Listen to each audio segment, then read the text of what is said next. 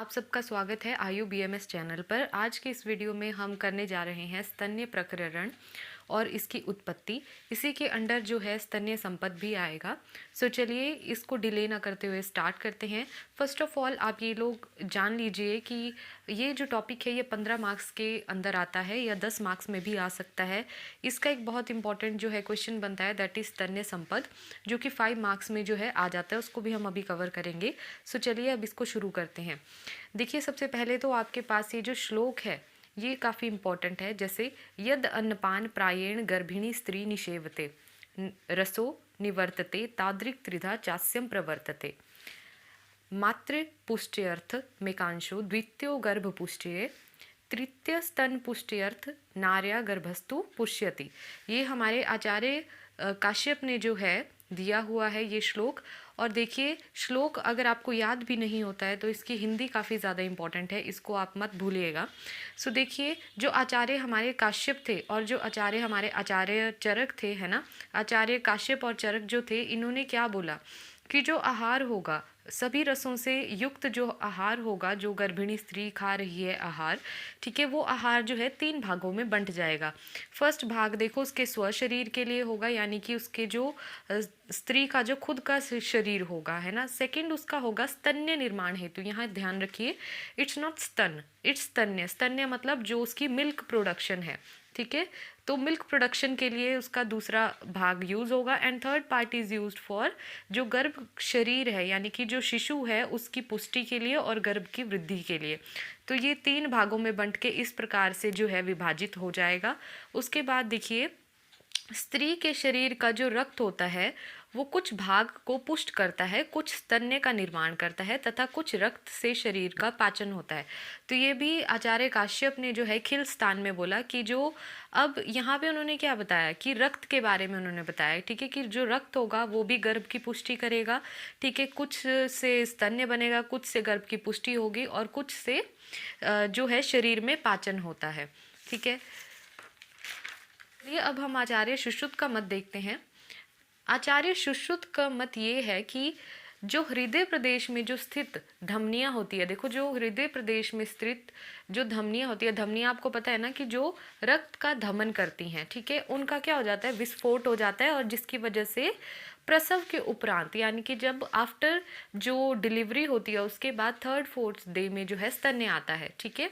यानी कि हमारे आचार्यों ने जो है ये पहले ही बता दिया था कि 3rd-4th डे तक जो है स्तन्य आता है, ठीक है। अब इसका आप एक यहाँ पे एग्जाम्पल देके इन्होंने बताया हुआ है कि जिस प्रकार जो है पुरुषों के शरीर में जो है शुक्र विद्यमान रहता है, ठीक है, उनके शरीर में शुक्र विद्यमान रहता है लेकिन वो किसी को दिखाई नहीं देता। लेकिन जब इच्छित रमणी का दर्शन होता है या स्मरण होता है या वो अच्छे शब्द स्पर्श जो है सुनते हैं या आनंद मन और उनका प्रसन्न मन होता है, तो उसमें जो युवा पुरुष शरीर होता है उससे शुक्र का प्रादुर्भाव हो जाता है, ठीक है।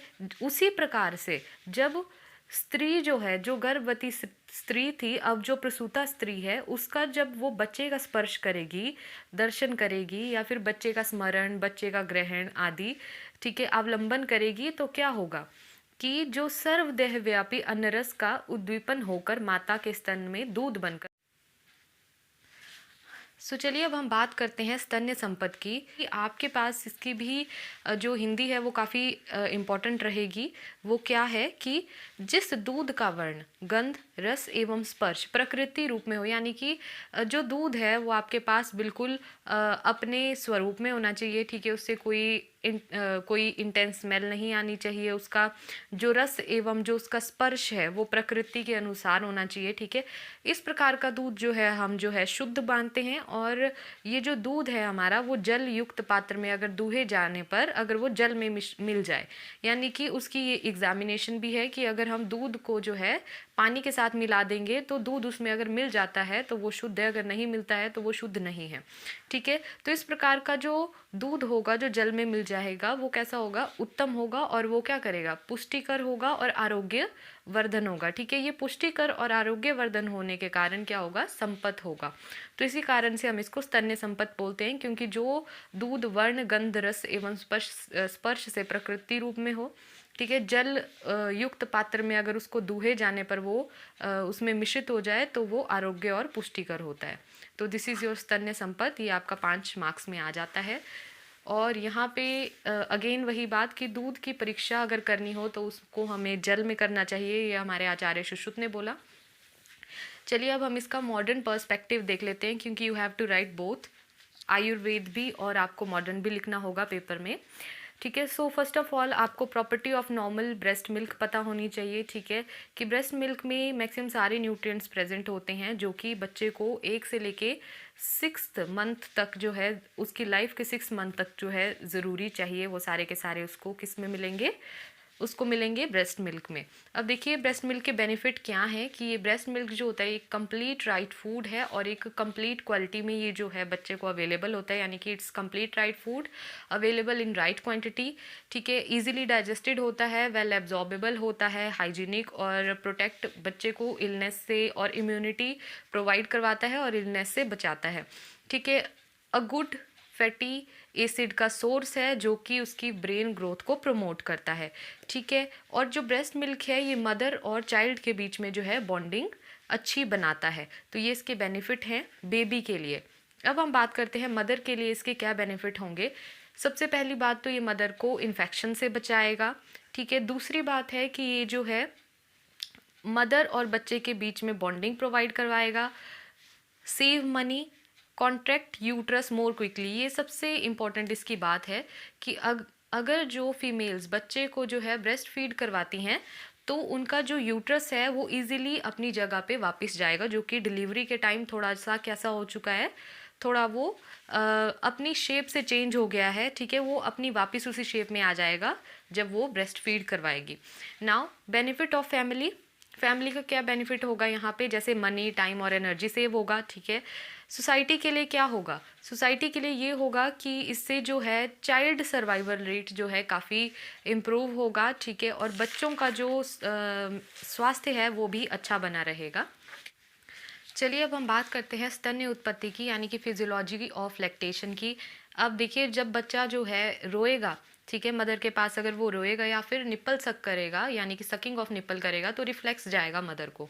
ठीक है, वो क्या करेगा, सेंसरी इम्पल्सेस भेजेगा हाइपोथैलेमस के पास, और हाइपोथैलेमस क्या रिलीज कर देगा, एक तो ऑक्सीटोसिन और दूसरा प्रोलैक्टिन। लेकिन जो ऑक्सीटोसिन होगा वो पिट्यूटरी को मैसेज देगा और पोस्टीरियर पिट्यूटरी से जो है ऑक्सीटोसिन रिलीज होगा। ठीक है, एंटीरियर पिट्यूटरी को जब मैसेज देगा तो वहाँ से प्रोलैक्टिन रिलीज होगा। ठीक है, अब जो ऑक्सीटोसिन है वो मिल्क की इजेक्शन में हेल्प करेगा और प्रोलैक्टिन जो है मिल्क की प्रोडक्शन में हेल्प करेगा। ठीक है, तो ये आपके पास आ गया फिजियोलॉजी ऑफ लैक्टेशन।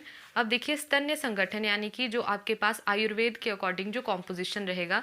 देखिए रस जो है मधुर होता है मिल्क का। ठीक है, रस मधुर होगा, अनुरस इस क्षाय। वीर्य शीत होगा, गुण इसका लघु, शीत, स्निग्ध और स्थिर होगा। कर्म इसका दोष के अनुसार, देखिए वात और पित्त का जो है ये शमन करता है और कफ की वृद्धि करता है, क्योंकि छोटे बच्चों में हमारे को ग्रोथ के लिए कफ चाहिए।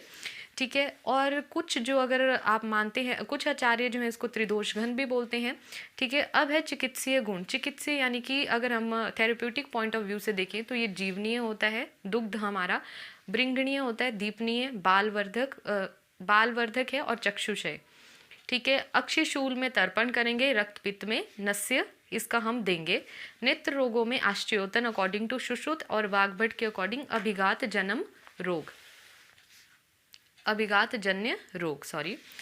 Now composition of breast milk. अब मॉडर्न के अकॉर्डिंग अगर देखते हैं तो आप इतनी सी बात याद रखिए कि एक यूनिक कॉम्पोजिशन है और ये जो है 6th मंथ तक बच्चे के लिए ये बहुत ज़रूरी है, अनिवार्य है।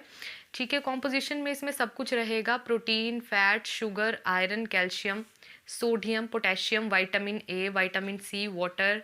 ठीक है, जितने भी आपके आयन्स हैं सारे इसमें रहेंगे। ये इसकी कॉम्पोजिशन है। You can also check the quantity. Now स्तन्य पीयूष इज व्हाट, कोलेस्ट्रम। ठीक है, कोलेस्ट्रम जो है उसको स्तन्य पीयूष बोलते हैं। आचार्य डलहन ने और हारित ने कंसेप्ट दिया है इसका। आचार्य डलहन बोलते हैं कि जो पहले 3 दिन होते हैं, पहले 3 दिन तक जो पिताभ स्त्राव प्रवृत्त होता है उसे पीयूष और मोरट कहते हैं।